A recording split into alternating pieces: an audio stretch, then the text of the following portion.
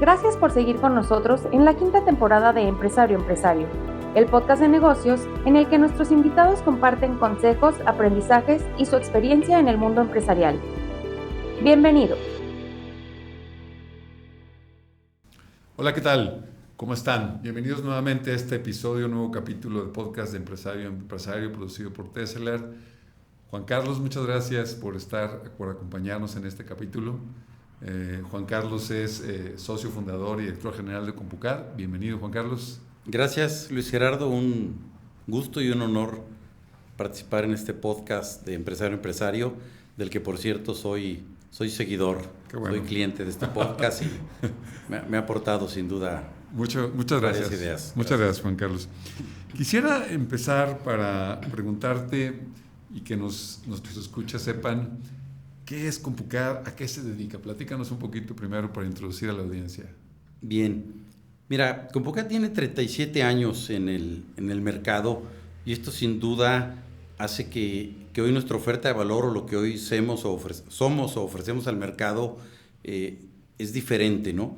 Sin embargo, lo actual es impulsar la transformación digital de nuestros clientes. Okay. Yo creo que valdrá la pena platicar un poco más al respecto de transformación digital, pero los clientes tienen ya no solamente el reto de implementar computadoras, servidores, redes, software que ayudaban a automatizar las operaciones. Uh-huh. Ahora tienen que digitalizar su empresa y escuchaba el otro día en un evento que teníamos interno que no es solamente tener transformación digital para competir, sino hoy se vuelve el boleto de entrada para seguir participando en el mercado donde estás. Ok, muy bien. Ahora, para entender un poquito y ir, déjame decir, caminando a través de tu experiencia como empresario y lo que ha sido Compucad, ¿cuándo se fundó Compucad? Platícanos un poquito de por qué pensaban. No sé, es interesante.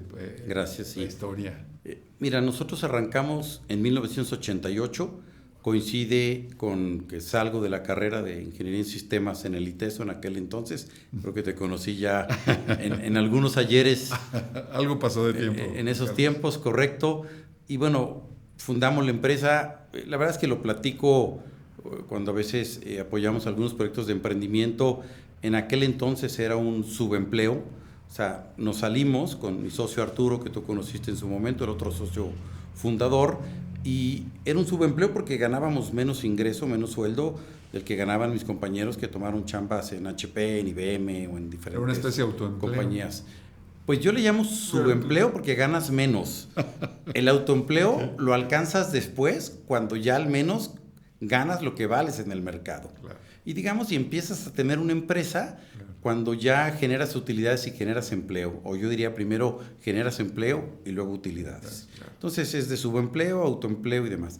Y en aquel entonces pues vendíamos las primeras computadoras personales, complementábamos con papel, con disquetes, con cintas para las impresoras de matriz, y era el producto que vendíamos para las empresas que empezaban a tecnificarse, automatizar algunas labores básicas, la contabilidad, la nómina, el tema administrativo, facturación, cobranza, y era un tema de automatización, digamos.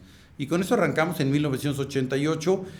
La evolución ha sido pues 37 años de tecnología, es toda la que nos podamos imaginar. Claro. El mercado se ha ampliado muchísimo, la oferta que hoy tenemos también es amplia, hay que elegir y de alguna manera hemos tenido que ir actualizando parte de la oferta de valor cada determinado tiempo, cada vez más rápido, ¿no? Para tener claro qué le podemos ofrecer a los clientes en que la tecnología les siga aportando valor a sus negocios. Claro.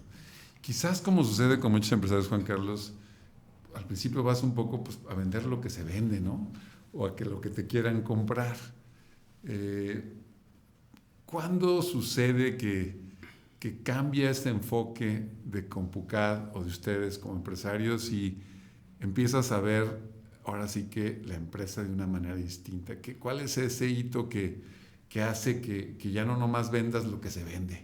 Sí, mira, en nuestro caso lo tengo claro, es cuando haces una planeación estratégica, pero con formato, con estructura. Nosotros utilizamos una metodología que usaba HP y después usaron en CompuSoluciones, que era 10-Step, que seguramente conociste. Sí. Después nos movimos años después a Balance Scorecard, que una metodología que desarrollaron ahí en Harvard en su momento. Sí. Más recientemente OKRs, que también estuviste apoyando ese proyecto en su momento con nosotros. Y hemos ido fortaleciendo sobre todo la metodología, y eso te ayuda a decidir. Yo diría que el resumen de una planeación estratégica, y yo les trato de recordar, es ¿a quién le vas a vender? Y más importante aún, ¿a quién no? ¿Qué vas a vender? Y más importante aún, ¿qué no vas a vender? Y una vez que decides a quién y qué vas a vender, ¿cómo fortaleces tus capacidades comerciales, de servicio, de operación, de administración, para llevar tu oferta de valor, ¿no? Y eso es una planeación estratégica, así en un minuto, digamos. Pero te tienes que detener a hacerlo. Nosotros desde el 1995, que hicimos la primera planeación, no lo hemos dejado de hacer. Es un proceso riguroso, formal, con mucha profundidad y que nos sigue aportando claridad. O sea, digamos, poco menos de haber cumplido 10 años, empezaron con un tema... Sí, en nuestro caso fue, digamos, al 7º año, coincide con la crisis del 95. No te diría que necesariamente fue por eso, pero yo creo que era muy necesario en ese momento, porque cuando tienes una crisis, más que nunca tienes que elegir tus batallas, decir, ¿cuáles son las batallas que tengo que seguir para sobrevivir o para sobresalir incluso? Porque también te da esa oportunidad, ¿no? Oye, ¿no sucedería que también la inercia, porque ahorita que dijiste que es más importante a lo que vas a renunciar, no enfrentaron algún conflicto interno, déjame decirlo así, porque pues lo que se vende es lo que se vende, ¿verdad? Y cuando tú no decides algo que se vende, aunque sea una al año, no venderlo, ¿no cuesta trabajo? Sí, cuesta trabajo, finalmente cuesta trabajo, y cuando tienes una organización comercial pues agresiva en el buen sentido, cercana al cliente, pues te traen muchas oportunidades, ¿no? Te dice, oye, el cliente me pidió ahora no solamente A, ahora me pidió B, o me pidió C, o tal servicio. También sucede porque el fabricante le estás cumpliendo bien en una línea o en dos, entonces quiere que representes más líneas, o se acercan más fabricantes, y hay que ser muy cuidadosos. Yo le llamo aquí el canto de las sirenas, ¿no? Le digo, hay que ser muy cuidadoso al canto de las sirenas y que te encanten y digan, véndeme por favor, o ayúdame a vender esto, porque parece atractivo, pero si diluyes tus fortalezas, al final resta. Entonces tienes que elegir bien qué vas a vender y a quién se lo vas a vender. Pero todo el tiempo es un reto, todo el tiempo te tienes que recordar. O sea, no es algo que pase, pasas el examen, defines qué, y ya después ya se arregló el asunto. No, porque la inercia del mercado te lleva a hacer más cosas, o sea, y además te la crees. O sea, el mercado, el cliente dice, me vendes estos productos, estos servicios, pues también véndeme estos. O el proveedor dice, eres exitoso en esto, pues exitoso. El mercado te está manejando una tentación permanente. También hay oportunidades que hay que tomarlas. Claro. Hay que ir incorporando esas líneas, hay que hacerlas, pero el momento de hacer la estrategia es ideal, no el momento de cuando el cliente te lo pide o cuando el fabricante te lo ofreció, sino detente un rato, reúnete con tu equipo y ve si es una oportunidad de verdad y una oportunidad que puedes tomar, porque todos los productos acaban siendo una oportunidad, digamos, claro. Todo se vende, sí. O sea, digamos, en la industria. Y a veces no todo, a veces como que... Bueno, la mayoría, ¿verdad? O se venden exitosamente, pero justo es el tema. Entonces, te tienes que ser muy claro en esa parte de... La estrategia de enfoque tiene que ver más con lo que no vendes que con lo que sí vendes.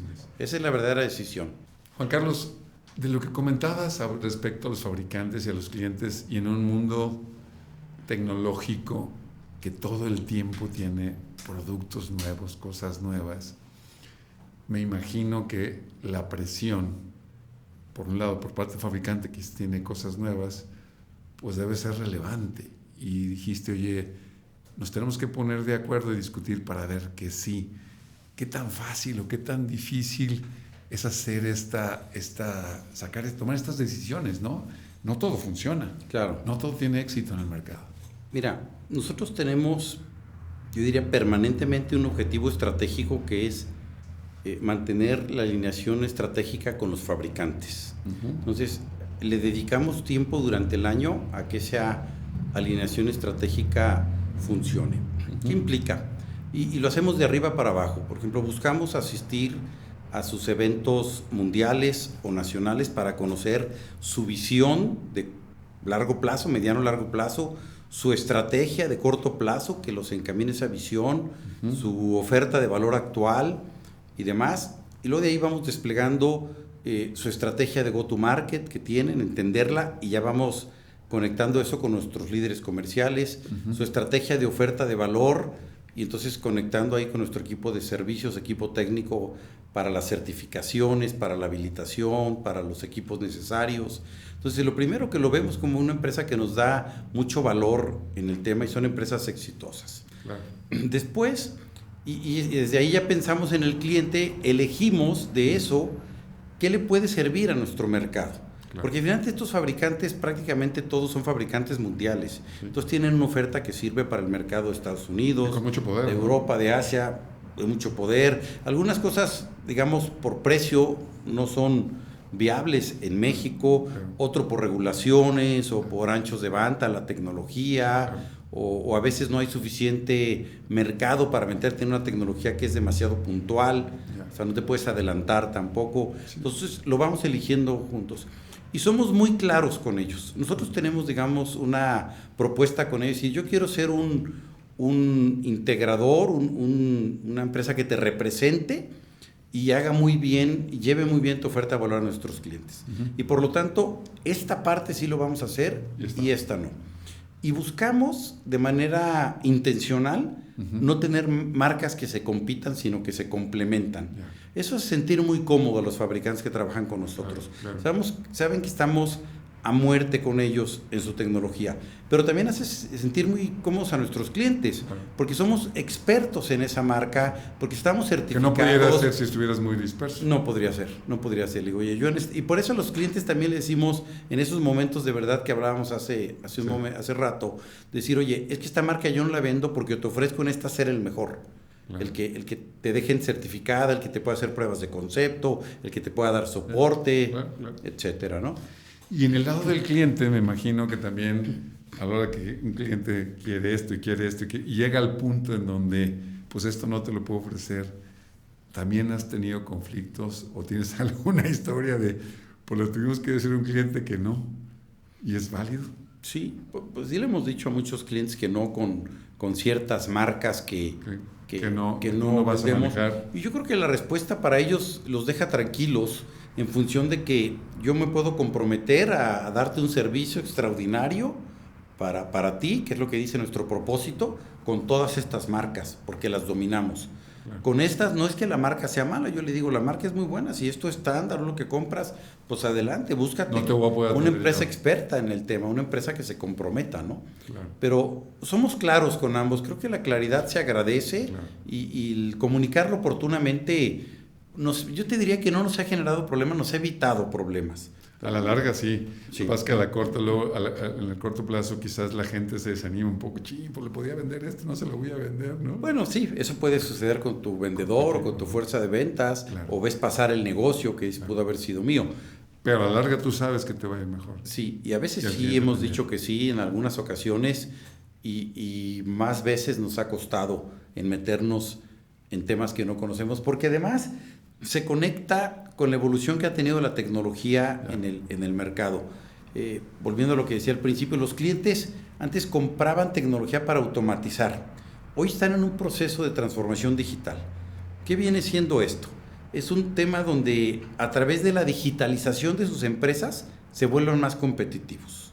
Claro. Y esa digitalización ya le pega directamente al negocio, a los objetivos del negocio. Claro. Y los objetivos del negocio son los que tenemos todos.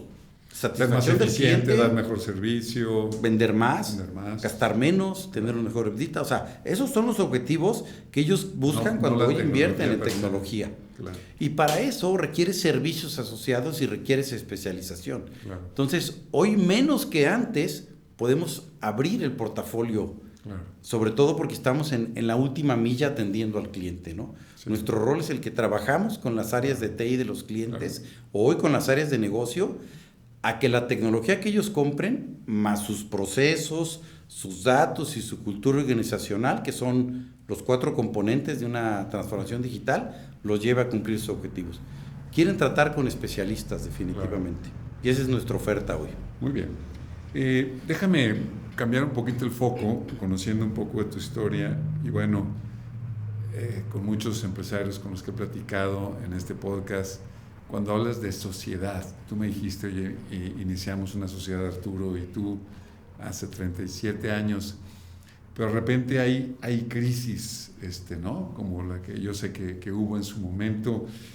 ¿Qué nos podrías compartir de estas experiencias? ¿Cuál es el rol no es lo mismo ser socio, accionista, que trabajar en la compañía? Claro. ¿Qué nos podrías compartir? Sí. Que creo que son experiencias importantes para tus escuchas.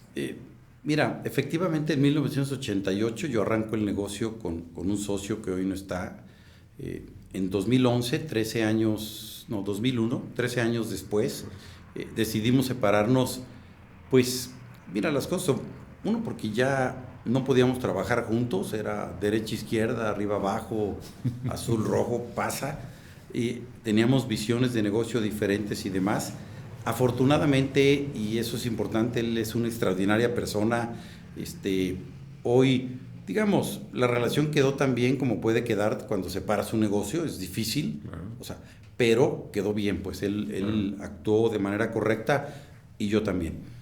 Pero ahí en ese momento, para podernos separar, hubo un momento crítico donde mi papá se acababa de jubilar y acababa de recibir unos años antes su liquidación de 35 años, y él me ofreció el capital para poder comprar esa parte. De otra manera no se hubiera podido dar. Claro. Fue un momento crítico en la empresa que él lo hizo a ciegas, más pensando, me pongo en perspectiva, mi papá falleció hace 7 años, más pensando él como papá que como empresario, decir, ahí te va, salve el negocio, te apoyo, creo en ti.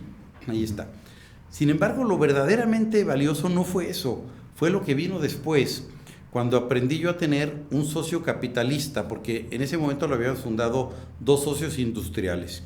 Y parte de lo que sucede cuando eres un socio industrial, único o varios, es que confundes tu rol de director con el de dueño. Y no te cambias la cachucha, no te cambias de escritorio, claro. Tu visión de sala. Es distinta. Sí. Bueno, tu visión es la misma, sí, claro. Cuando debería ser distinta. Exactamente. Claro.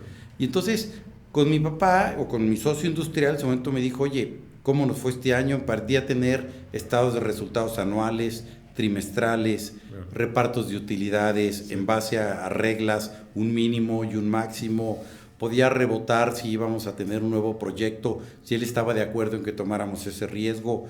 Dio muchísimo valor tener a alguien con experiencia cercano que estaba fuera del negocio porque nunca se metió.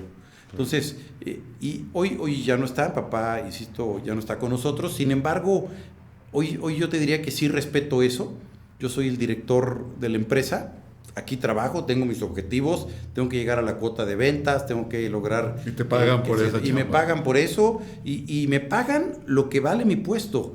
O sea, hay un estudio de mercado que si yo llego a salir, ese dinero debe alcanzar para cualquier otro director general en el momento que venga la transición o la sucesión.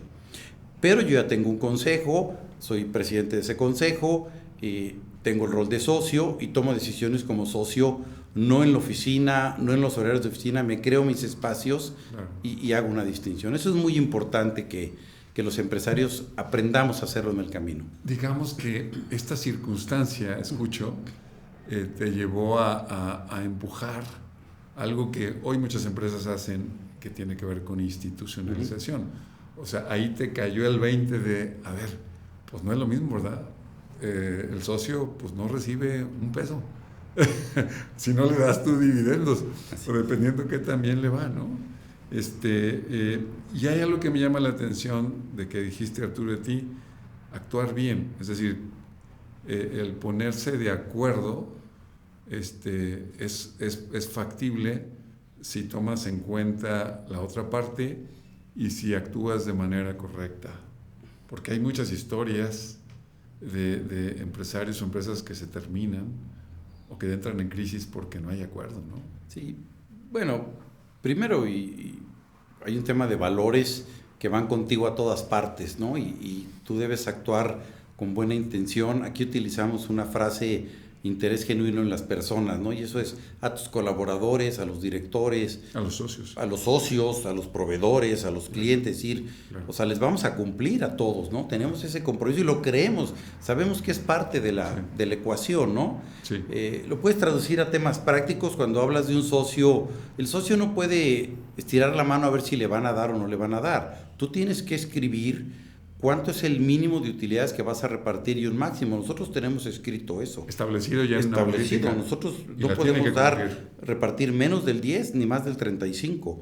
¿Por qué menos del 10? Pues para que cada año reciban algo de las utilidades. Están ¿no? interesados ¿Y por qué en- no más del 35? Porque gracias a eso hemos seguido creciendo y hemos seguido capitalizando para que el negocio vaya mejor, ¿no? Y eso lo decide un consejo. Lo decide un consejo, los Lo aprueba la socios asamblea. más el consejo, y de alguna manera quede escrito y se cumple y se vigila que se cumpla. Claro. Ahí no es una decisión del director Claro, o de Juan claro. Carlos, está separada a nosotros, ¿no? Claro. Y bueno, después viene que de cualquier manera tienes que tener buena intención. Sí tienes que ver con quién te asocias, siempre es más importante la persona, se dice todo el tiempo, a veces se nos olvida decir, a ver... Es como un matrimonio, ¿sí? Literal, con quién te vas a casar, fíjate bien en todo, porque es con el que vas a estar, porque las personas las conoces en las crisis, en los momentos difíciles, ¿no? Cuando el negocio va bien no hay problema, pero cuando el negocio va mal y nos llega el estrés, ahí muchas personas Aflora nuestro sacamos el verdadero verdadero yo, es decir, cuál es ese yo, y debería ser y al que ya conoces, ¿no? Claro. No debería sorprenderte, ¿no? Claro, Entonces, claro. definitivamente es el tema, hay que darle importancia a los socios. Hoy tenemos otros socios Sí. hacia adelante, Se ha proyectos diversificado, se ha hecho. específicos. Sí. Sí, hemos emprendido otros negocios en otras geografías Sí. o en la misma industria, pero y demás. Y lo que aprendimos en el pasado nos ha servido para... O sea, yo tengo como responsabilidad ser un buen socio, al igual que tengo responsabilidad de ser un buen director, o sea, Claro. ambas cosas. Hablaste hace rato de inversión, de guardar parte de la utilidad para la inversión. Yo recuerdo cuando con Pucat pues atendía aquí en Guadalajara, en Jalisco quizás, y un buen día me entero que tenían una sucursal, pero luego otra y otra. ¿Cómo fue este proceso de toma de decisión, de decir, oye, no es suficiente lo que tengo ahí? Platícanos un poquito. Es interesante. Mira, se puede leer de dos líneas, ¿no? La primera es la interna, ¿no? Yo le llamo este concepto del techo de cristal que uno se pone para muchas cosas, ¿no? O sea, de hecho teníamos en nuestra redacción ser el mejor distribuidor de Jalisco. Entonces ya nos habíamos acotado, ¿no? No podíamos vender en otro lado, ¿no? O sea, nosotros nos habíamos reducido el espacio, ¿no? Claro. Y luego veías y ves a distribuidores pues, que llevaban más años o en mercados más grandes, Claro. probablemente Ciudad de México, Sí. tal vez algunos en Monterrey, Claro. que decían, no, bueno, ellos son los de allá, yo soy el de aquí y aquí estoy bien. Hasta Y cierto punto cómodo. Es cómodo, es una especie de zona de confort, Claro. aunque no la ves así, dominas Claro, y demás. claro. Lo primero es quitarte ese techo de cristal y decir, puedo crecer. Y ese crecimiento debe ser como planeado, como en círculos concéntricos. Sí. Como si fuera, bueno, ahora voy a ser el mejor de Occidente, ¿no? Ya. O ahora voy a ser el mejor de los que no están en México. Claro. O ahora sí, el mejor del país. De hecho, en las diferentes marcas que representamos, a eso hemos jugado en los últimos años. En algunos ya somos un competidor nacional que estamos... Relevante. El 1 o el 2 marca. a nivel nacional, 1, 2 o 3 en un par de marcas. Claro. En otras estamos en el top 5 o top 10, o sea, entre los 5 primeros, los 10 primeros. Ya. Y en otros seguimos siendo un jugador relevante en Occidente, pero ya tenemos la vista puesta a ser un jugador nacional, ¿no? Claro. Hoy también por la mecánica de los negocios, en el caso de los negocios de software, que para nosotros son muy importantes, tenemos clientes en los 32 estados. Ya. Lo que hoy vendemos de Autodesk, Microsoft o Adobe, que son, Los marcos eso lo de puedes software. vender a distancia, Claro. entonces tenemos literalmente en el Power Todo BI, el en país. el reporte, el mapa se ve lleno Claro. al final del año porque tenemos clientes de los 32. Claro. Y en otros donde requerimos una oficina, un tema de logística, de almacén, es más Occidente, Bajío y Centro ahora en Ciudad de México, ¿no? Oye, Es Juan Carlos, y en diferente. este crecimiento, platícanos también de que seguro no debe ser lo mismo operar en Guadalajara, donde tienes tu base, donde tú naciste, donde conoce mucha gente. Ahí vas y tocas otro territorio. Seguramente habrá cosas que se hicieron bien o que esperabas que fueran distintas, y no sé qué experiencias en este crecimiento pudieras compartir Sí. Pareciera que de repente puede ser más fácil de lo que uno cree a la hora de la realidad, ¿no? Mira, es más fácil en una parte porque tienes más recursos. Ya, no montas una oficina no de cero como aquí, tienes procesos, tienes sistemas, sí, ya traes una institución, contratar personas que ya conocen, o mejor aún, desplazar personas de aquí. Eso nos ha ayudado muchísimo. En esa parte es más fácil. Ya. Es más difícil porque no te conocen el mercado. Digo, no eres un jugador local, te tienes que ganar el nombre. Lo ven. Pero hoy en nuestra industria, yo creo que en la mayoría, ese fue otro de los cambios, es que las empresas quieren tratar con empresas expertas que le aportan. Durante mucho tiempo en la industria de TI, cuando nosotros abrimos la primera oficina, que fue en León, nos decían, no, pero vas a ir a León, pero no le puedes vender a ningún cliente del que ya está ahí, que no sé qué, asustadísimos. Yo tuve que firmar a todos los que no le iba a vender, ¿no? O sea, casi, pues nomás aquí.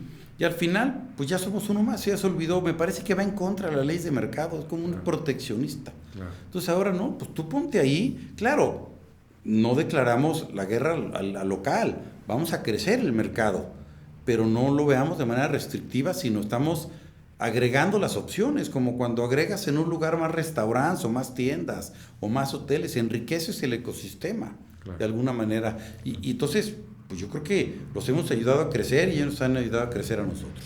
Pero no eres local, te tienes que ir haciendo local por un lado.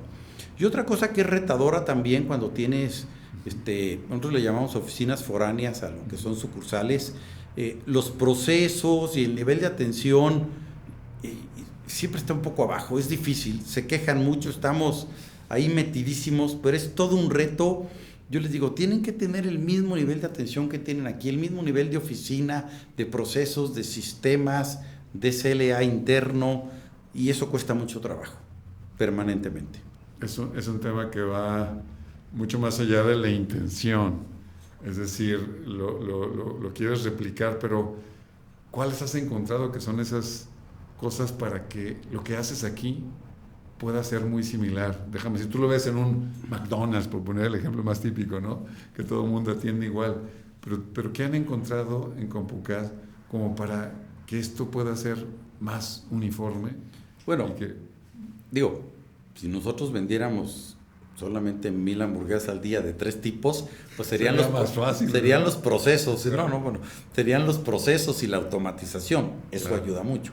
Sí. Cuando tú vendes soluciones a la medida, complejas, soporte, soluciones complejas, con niveles de servicio, que el cliente depende de su operación de ti y demás, necesitas también rodear de gente experta. No es lo mismo que tú llegues a la oficina de Guadalajara y tengas un problema y te pares y veas al ingeniero aquí, al director allá o al gerente acá, a que te pares y digas, pues, alguien más junior que tú, con todo respeto, o al nuevo, le digo, híjole, y luego le hablas al de acá y no me contesta porque está atendiendo a los clientes aquí. Es un reto contra eso trabajo. Entonces, yo creo que rodearlos de expertos, como en un equipo de fútbol, que si mételes un poco del pie veterano, de las personas que sepan ahí con ellos. Claro. Eso ha ayudado muchísimo y eso estamos haciendo adicional a los procesos y a la automatización.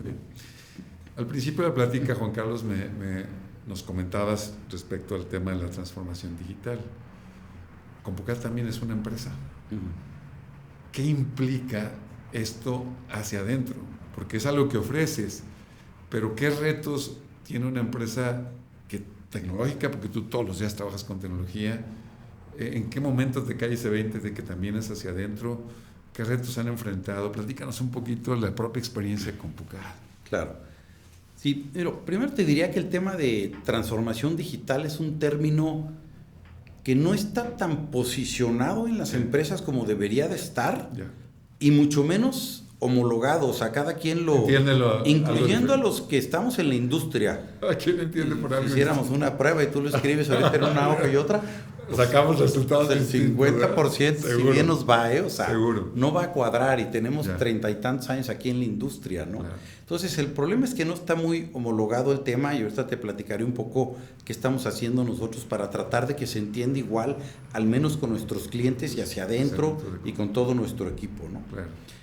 El segundo tema es, yo tengo 2 maneras de explicarlo. La muy simple, les digo aquí, porque también es uno de nuestros objetivos estratégicos, es: imaginemos y construyamos el Compucat digital. Y el Compocad digital es todo digital, como si hubiéramos nacido digitales, ¿no? Es nuestro e-commerce, nuestra mesa de ayuda también en la nube, nuestro marketing digital, nuestro proceso de logística digital, de contratación, de soporte, toda la parte. Imaginemos, o sea, que un mundo digital, ¿no? Ese sería la visión o el sueño al que tenemos que trabajar, ¿no? Yeah. Luego viene cómo lo construyes, ¿no? Ahí, por ejemplo, y para las personas que escuchan el podcast, decir, bueno, ¿dónde estoy en mi proyecto de transformación digital? Yo diría, bueno, tienes que tener una primera piedra que es el ERP, ¿no? Que es el centro. Un ERP que funcione, como lo que ustedes implementan, como SAP que funcione. Claro. Luego que tengo que tener un CRM que funcione de mi relación con los clientes, tanto a nivel ventas como servicio, que tenga la mesa de ayuda y lo que fuera. Y probablemente pueda tener otro sistema, si tengo un tamaño de empresa necesario, que haga marketing digital también, una plataforma de marketing digital. Hoy el marketing es digital o no lo es, ¿no? Es correcto. Y si quieres hacer mucho, estás una plataforma, algo que te ayude, claro, como estas herramientas. Luego como HubSpot, por ejemplo. Claro, claro. Y luego tenemos el recurso humano, tu plataforma de recurso humano. Pero una vez que haces eso, te das cuenta que hay una gran cantidad de procesos que no están ahí y que a lo mejor no van a estar ahí. Las vacaciones, las incidencias de falta, muchos flujos de el equipo que asignas, de equipo de cómputo, claro. Muchísimas cosas, las autorizaciones de capacitación. Claro. Y entonces tienes que construir esos procesos digitales y conectarlos a esas plataformas. Un gran reto. Digamos, eso es un gran reto y eso típicamente se lo dan al líder de TI, pero el líder de TI viene de ser muy técnico y el que tiene que construir eso es un líder de negocios. Muchos de nuestros clientes, el líder de TI ha evolucionado a ser un líder de negocios. Pero no necesariamente ocurre en todos lados, ¿cierto? No, y yo les haría una prueba, le digo, ¿a quién le reporta? Si el cuate de TI le reporta a finanzas, pues es un área de costos, que es un área operativa, ¿no? Claro. Si debería reportarle a la dirección general, como la dirección de ventas o de marketing o de recursos humanos. De ese nivel, si realmente estás pensando. Es que si quieres ser una empresa que compita digitalmente, tienes que tener a alguien que te ayude en esa parte. Claro, sí. Ahora, ya di un poco los retos que hay como de los bloques que hay que construir. Sí.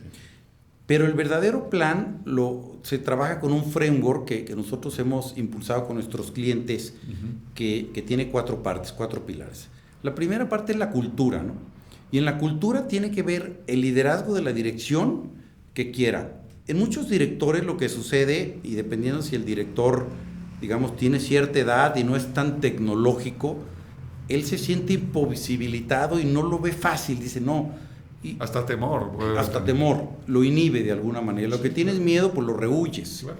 Cuando deberías impulsarlo. Yo le digo, es que tú no lo vas a hacer, tú lo tienes que promover o facilitar. Y trae a alguien que sí lo... Exactamente, pero tú dale espacio para que lo haga. Entonces está la cultura que tienes que tener el líder y luego tienes que tener personas que sí sepan del negocio y de tecnología. Ahora sí que te avancen ese proyecto, que te conecten. Que te permita hacer procesos digitales lo que antes no hacías. Claro. Hoy antes yo hacía una campaña de marketing sin un proceso digital y me tardaba 16 horas de un recurso completo, ahora me tardo 4 horas. ¿Qué significa? Que esa persona puede hacer 4 campañas de marketing. Claro. ¿Qué significa? Que puedes tener 400% de leads, por ejemplo, de productividad, o todavía visto, porque luego productividad es una palabra que significa todo y nada, de leads, de lo que ellos quieren oír, o de ventas, claro, o de ventas de alguna manera. Claro. Y así vas atacando todas las áreas de tu empresa, pero empiezas por la cultura. Lo que pasa es que le tienes que poner un KPI de innovación. Si todos los KPI son de productividad, son de lograr, las personas no tienen tiempo de implementar el nuevo sistema, claro, porque tú no les das tiempo, ni la tecnología ni el tiempo. Entonces es la ausencia de liderazgo. Claro. Y eso no tiene que ver con saber de TI, tiene que ver con creer en el proyecto digital. Claro. Sí lo tienen que entender, y yo creo que lo entienden, que es su industria digital. Mi inmobiliaria digital. Pides cuentas y mides por ello, no va a ocurrir. Es correcto. Tienes que conectarlo, el plan, a iniciativas que midas. Claro. Exacto. Ahora, después hay otra parte que son los procesos. Yeah. Primero actualiza procesos y luego automatiza. Yeah. Para mí el área de procesos debe reportarle también a TI y es súper relevante Y los procesos no debe ser algo que nos den flojera escribirlos, ahí vienen los de proceso otra vez a entrevistarme, sino vienen a optimizar la manera en que trabajo. Sí. Mi equipo y yo, a estandarizar. Es que ahí el líder tiene que venderlo bien, volvemos a lo mismo. Y luego lo voy a automatizar. Claro. Y yo les digo, es que hay un tiempo que tú trabajas para los procesos, pero luego los procesos van a trabajar, hay un retorno. Claro. Y otra vez, lo que me tardaba 4 horas, ahora me tardo 3, ahora me tardo 2, y empiezas a hablar de lo que le gusta oír al empresario. Voy a vender más con las mismas personas, o voy a... Yo no diría reducir... Mejorar el nivel de servicio, el tiempo de respuesta para mi cliente, ¿no? Temas de negocio. Claro. Okay. Y luego vienen los datos. Que eso que ya, ok, sí te creo. Exactamente, sí te creo. Le voy a entrar a los procesos. Y sabes que los datos no están actualizados, no están limpios. No cuadran. Tienen que tener una estrategia de gobernanza de datos. Yeah. Y de hecho, ahorita que está tan en boga la inteligencia artificial, ese es el primer stopper. No hay manera de que liberes una inteligencia artificial, la que es enfocada para las empresas, la que es para tu negocio, sí, si tus datos no están bien. Y le puedes preguntar todo lo que quieras a ChatGPT y te va a ayudar. Pero si le quieres preguntar de tu base de datos, de tu línea de manufactura, de tus clientes, ¿qué es lo que te va a dar valor? Si tus datos no están, entonces tienes que tener una estrategia de datos. De una, tal cual, así se llama, estrategia de datos, sí, al final. Y luego al final viene la tecnología. Y lo que pasa es que en la ecuación solemos querer empezar con la tecnología. Cuando tienes que empezar. Le digo, no compres nada, espérate, vamos viendo tu estrategia, tu cultura, tus procesos, tus datos, y ahora sí una tecnología que lo soporte. Claro. Finalmente tienes que invertir, sí, claro. Pero ya tienes todo listo para que esa inversión te dé un retorno, ¿no? Pues qué interesante y muy tu visión. Y es retadora, pero lo estamos buscando y estamos buscando partir de ahí con nuestros clientes de esta conversación para que de ahí construyan su estrategia de transformación digital y de TI. Y también les diría, pueden tener a la misma persona, pero imagínenselo con 2 cachuchas o 2 puestos. Es mi líder de TI, mi gerente de sistemas, de tecnologías de información y mi gerente de transformación digital. Aquí en Compucat tenemos 2. O sea, hay un líder de TI y un líder de transformación digital.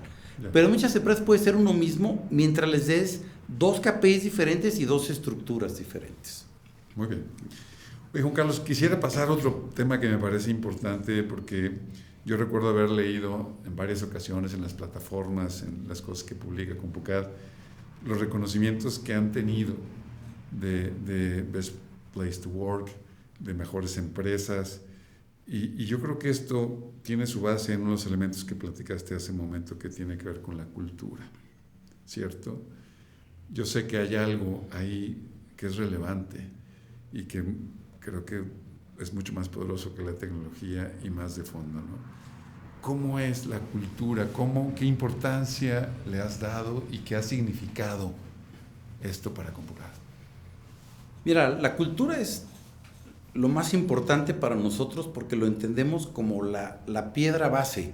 Es donde hemos construido, te puedo hablar de transformación digital y de inteligencia artificial y modelos de negocio, pero está basado en la cultura. Entonces, le hemos invertido desde el día 1 y hasta hoy como la punta de lanza o como la base, diría yo, del tema. ¿De qué está construido? La primera parte son valores, ¿no? Uh-huh. Y valores nosotros los buscamos explicar como algo que sea valioso, uh-huh, que da valor, uh-huh, es universal. O sea, nosotros tenemos los valores, por ejemplo, la honestidad. Pues la honestidad es universal, ¿no? Sí. O eres honesto o no eres honesto. No hay medio. No hay medio, ¿no? Claro. El compromiso, ¿no? El compromiso, ¿eres comprometido o no eres comprometido? Pues yeah. Sí, el respeto. ¿Eres respetuoso con todos? No nomás con tu jefe, con todos, y con el cliente, y con el proveedor, y con la persona, o no eres respetuoso, ¿no? Claro. Entonces, nosotros buscamos seleccionar las personas que entran con esa línea y enriquecen nuestros valores. Yeah. Y los valores se viven. O sea, no tenemos cursos, es tema vivencial, es como en casa. Claro. Tú, la manera de enseñar eso es viviéndolo con el ejemplo. Claro. Y los líderes son fundamentales, o somos fundamentales. Es la primera piedra. Con el paso del tiempo construimos lo que le llamamos el ADN Compucat. Uh-huh.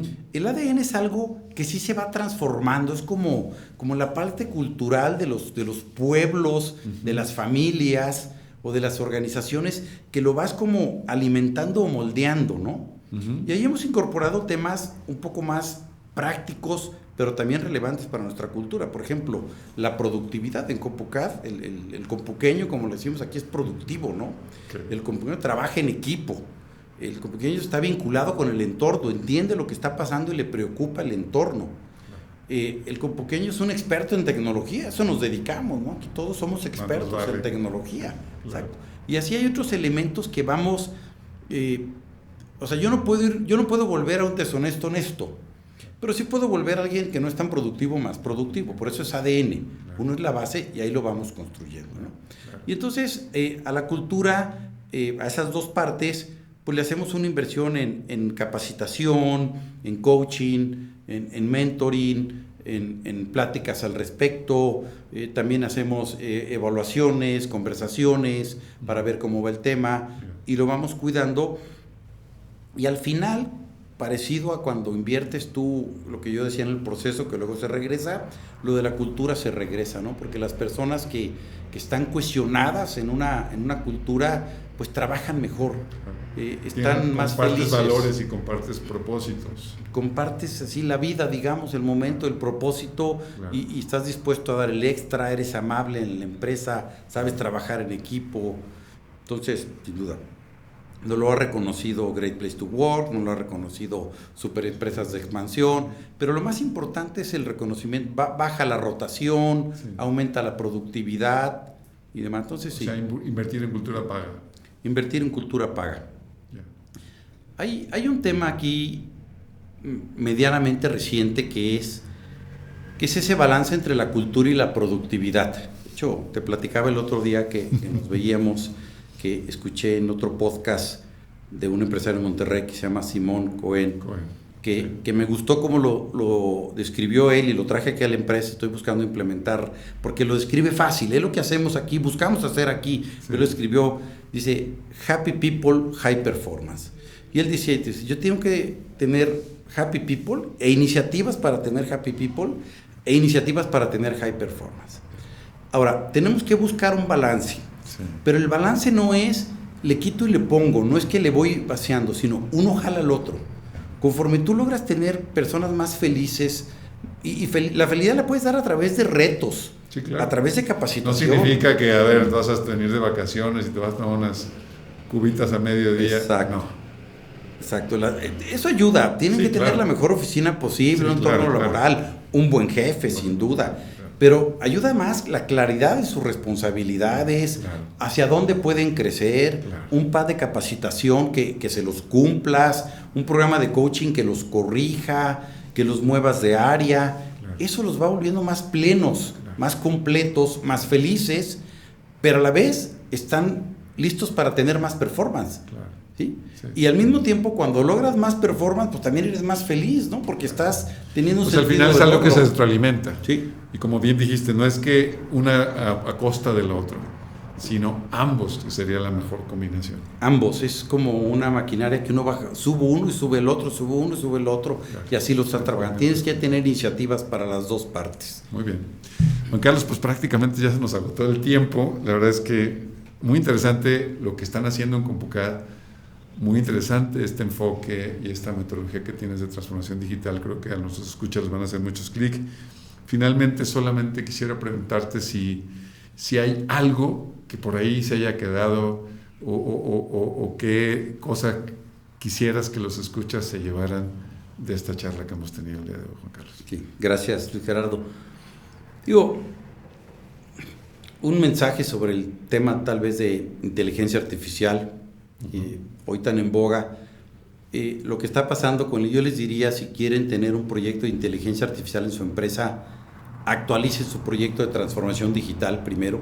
O sea, ahí mismo puede ir embebida la inteligencia artificial y son los mismos elementos los que requieres. Claro. Requieres una cultura de innovación, una cultura que permita experimentar, equivocarte, tener un plan. Necesitan los procesos. Aquí yo diría, empiecen a pedir iniciativas de inteligencia artificial por puesto. O sea, ¿cómo vas a usar tu marketing de inteligencia artificial o tu cobranza o tu ventas? Sigan trabajando en sus datos. A la hora que vengan las batallas que generen más valor en inteligencia artificial, tienes que tener tus datos actualizados. Claro, confiables. Y la tecnología iba a estar. Sí. De hecho, la tecnología siempre va a estar. Claro. El reto de la tecnología hoy es qué tanta capacidad tenemos de ir cubriendo ese gap que se genera entre lo que desarrolla la tecnología y lo que absorben las empresas. Con el tiempo cada vez es mayor el reto. Sí. Nuestra labor, en conjunto con nuestros aliados estratégicos, fabricantes y con los clientes, no es que compren la última tecnología o se mantengan con lo último, De la moda. sino que usen lo más posible la adopción. ¿Qué tanto estoy adoptando? Conforme más adopte, Más que en resultados de Compuca negocio. yo les digo, porque todo lo que dijiste son retos para nosotros, Claro. lo defino en una frase, o sea, más y mejor uso. Más y mejor uso de SAP, más y mejor uso de SAP, más y mejor uso de AutoCAD. Microsoft. Conforme lo uses más Ya. y lo uses mejor, Ya. estás cubriendo esa curva y tu empresa es mejor. Muy bien. Sería el mensaje. Pues muchas gracias, Juan Carlos, por esta charla. La verdad es que, insisto, creo que hay contenido muy interesante para quienes nos escuchan, los empresarios que nos escuchan. Gracias por estar acá. Nos vemos en la próxima. Gracias, Luis Gerardo, y gracias al equipo Teselar. Gracias por escucharnos. Te invitamos a suscribirte al canal de Teselar en YouTube y Spotify para que no te pierdas ningún episodio. Hasta la próxima.